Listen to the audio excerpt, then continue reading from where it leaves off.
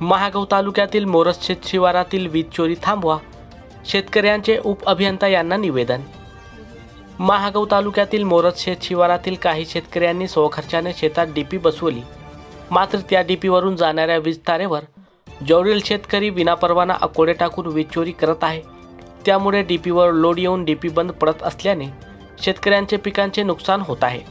वीज चोरी करणाऱ्या शेतकऱ्यांवर कारवाई करण्याची मागणी मोरज शिवारातील शेतकऱ्यांनी वीज वितरणचे उपअभियंता यांच्याकडे निवेदनातून केली आहे। सविस्तर असे की महागाव तालुक्यातील मोरजशेत शिवारात वारंवार वीज पुरवठा खंडित होण्याची समस्या वाढल्याने येथील शेतकऱ्यांचे पिकांचे मोठ्या प्रमाणात नुकसान होत होते।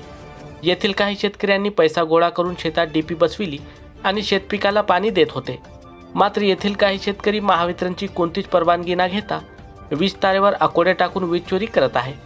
त्यामुळे डीपीवर लोड येऊन डीपी वारंवार जळत आहे। त्यामुळे शेती पिकाला पाणी मिळत नसल्याने पिकाचे नुकसान होत आहे।